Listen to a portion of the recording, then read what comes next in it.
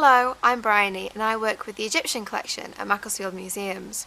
Today I'm going to be answering all the questions that I've been sent to do with Tutankhamun and other discoveries from ancient Egypt. The first question is from Year 3 at Worth Primary School, and they want to know when and what was the first archaeological evidence found telling us about ancient Egypt.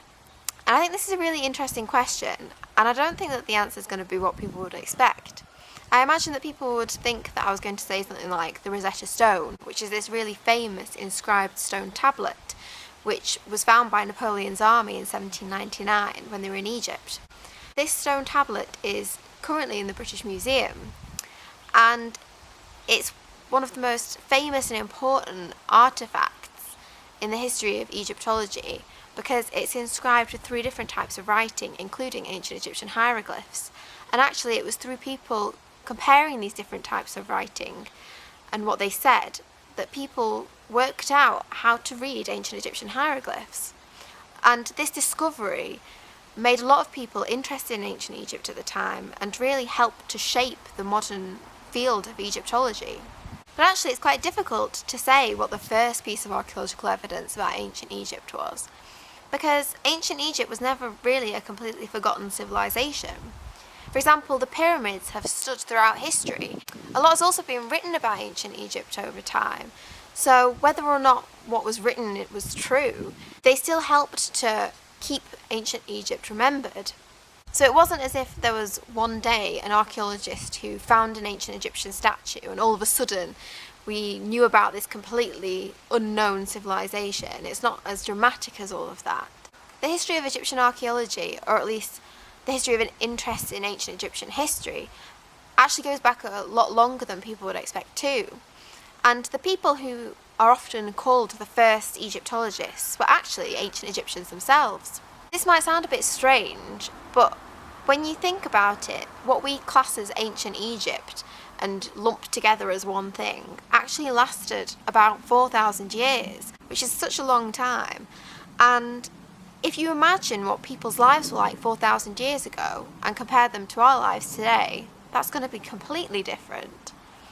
A good example of this interest in ancient Egyptian history can be found in an inscription by Thutmose IV.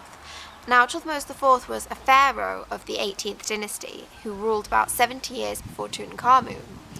And one day, when he was still a prince, Thutmose decided to have a nap underneath the Sphinx. But the Sphinx didn't really look like it does today. It was almost completely covered in sand, and it was just a little head poking up out of the sand that Thutmose slept under. At this time, the Sphinx would have been about 1,000 years old already. So if we think about how castles seem really old to us today, the Sphinx would have seemed about that old, or even older, to Thutmose when he was sleeping underneath it. Now, as he slept, Thutmose had a dream, and he dreamt that the Sphinx was telling him to restore the statue to its former glory. So when Thutmose woke up, he cleared away all of the sand and restored the Sphinx. But the most famous ancient Egyptian Egyptologist is probably Khammam, who was one of the sons of Ramses the Great, and he went around examining old tombs and temples and pyramids that had been built over 1,000 years earlier, and he'd restore them and record what he'd done by leaving inscriptions behind. And he even found part of a statue of Kharwab, who was one of the sons of Khufu, who built the Great Pyramid at Giza. And we know how he found this by rummaging around in some rubble, because he actually wrote how he'd found it on the statue itself. This whole idea of digging up old objects and recording where they'd been found is really similar to modern archaeology. But these are just the most famous examples, largely because Khammam and Thutmose were both royal and had the means to carry out and record these kinds of projects. But there is evidence that this interest in ancient Egyptian history was actually much more widespread. For example, graffiti records more ordinary ancient Egyptians going to visit monuments that to them were already ancient. Throughout ancient Egyptian history, the ancient Egyptians seem to have been constantly looking back at their own past and being inspired by it. So an interest in ancient Egyptian history is definitely not a new thing.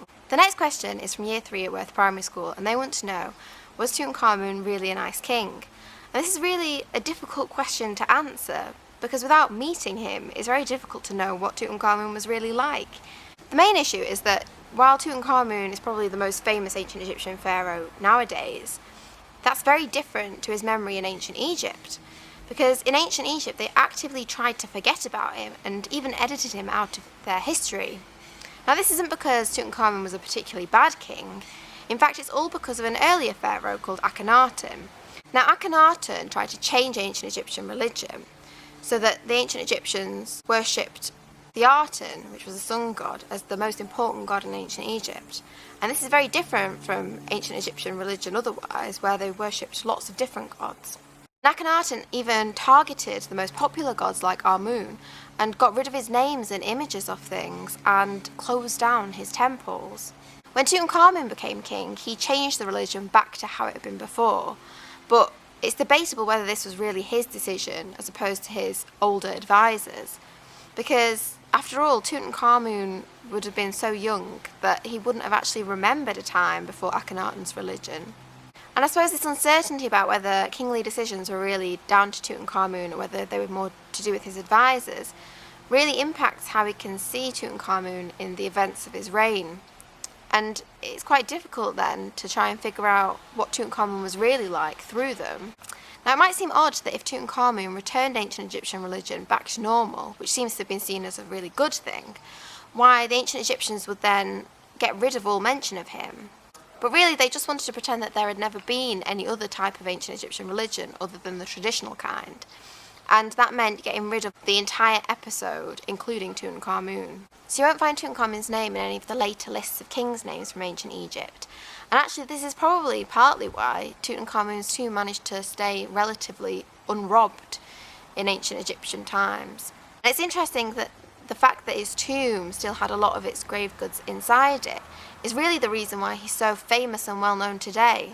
And that is all because the ancient Egyptians tried to get rid of his memory. Harvey from year 3 and Amelia from year 3 both want to know whether I've been to the Valley of the Kings and Tutankhamun's tomb and whether I've seen his sarcophagus. And sadly no, I haven't been to the Valley of the Kings, but it's somewhere that I definitely really want to go to. I have been to Cairo Museum though, so I've seen a lot of the things that are from Tutankhamun's tomb, including that really famous golden mask. And it was so strange to finally see it in real life because you see so many pictures of it. It was so exciting to finally see it in person. Harvey from year 3 asks, do you know how Tutankhamun died? Now there are a number of different theories about how Tutankhamun might have died, but no one actually knows for certain.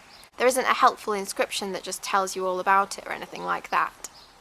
One of the most famous explanations for Tutankhamun's death is that he might have been murdered, but the evidence for that, which was some broken fragments of bone in his skull, was actually the result of damage that happened long after his death and mummification, so that seems like a very unlikely explanation now. Another explanation is that he might have died in a chariot accident. Now, pharaohs in ancient Egypt are often shown riding chariots on temple walls, and it's one of those typical things that pharaohs were supposed to do. Now, the reason why it gets brought up a lot to try and explain Tutankhamun's death is because when people have looked at Tutankhamun's body, they've actually noticed that a big chunk of his chest and even his heart are missing. On the other hand, some people have argued that this damage to his chest might have happened long after his death, just like with the damage in his skull.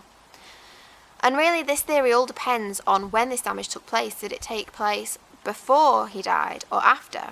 And that's quite difficult to prove for certain. Another suggestion is that Tutankhamun might have died because of a broken leg that then got infected. Now Tutankhamun does seem to have had a broken leg, and we know that the wound for this broken leg was actually open at the time of his mummification because the wound has actually got some of the resins from mummification inside it.